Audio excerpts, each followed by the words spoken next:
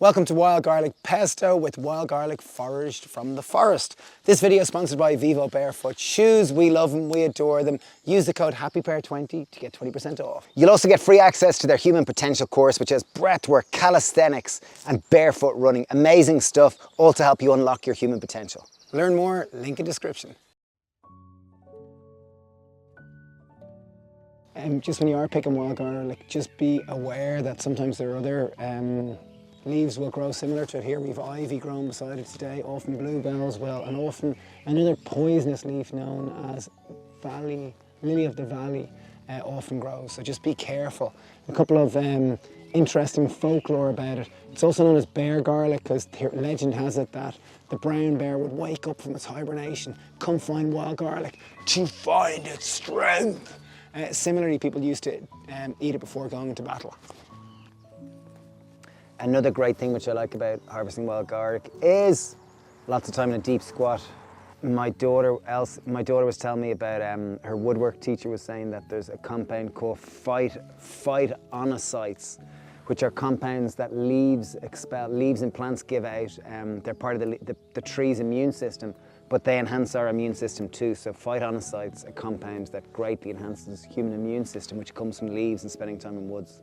I think foraging food also helps connect you with the season. So wild garlic to me always symbolises spring.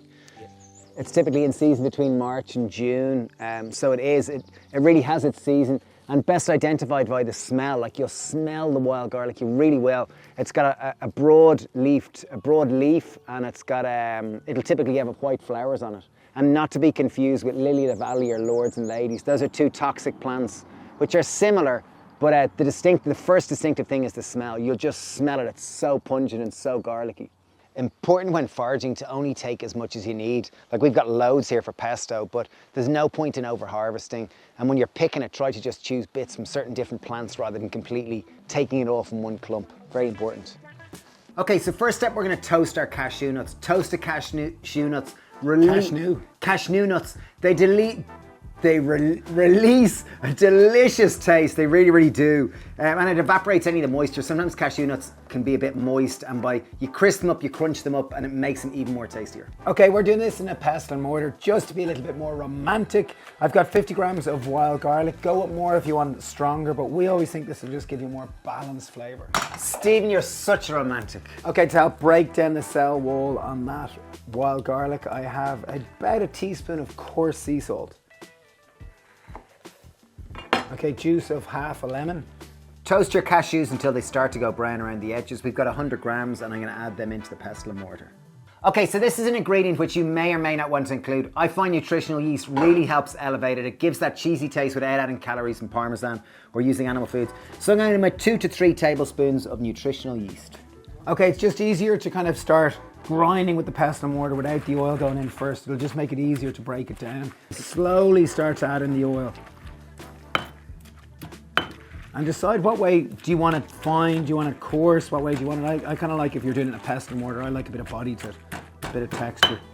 Words of wisdom, this is great anger management using a pestle and mortar, it genuinely is. Picture your foes or enemies upon those hearty green leaves. But it also is a good workout if you didn't make it to the gym as well. Good on the old gun show. The wild garlic becomes creamy, you feel that? It's really cheesy. Just delicious. I do think nutritional yeast does add another element to it, and I know some people will think that's a weird ingredient, but this is really good. Okay, so it's looking beautiful. I love the texture. I love the creamy. It's yummy. It's like it just tastes of banging yumminess. And the beautiful thing is there is a bit of texture from the wild garlic there. Look at that. Like that is so. So this will last for at least a week in the fridge. Okay, we've got a nice jar. This will last for well over a week. Probably last a number of weeks because there's very little water in this. So it looks extremely earthy, it really does. How best am I using this? Some of my favorite ways of using this is just smearing it on some sourdough or some toast.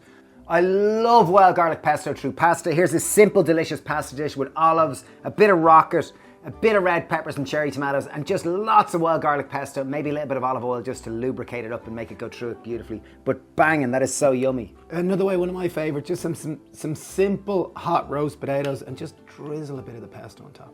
It works almost like a moco sauce.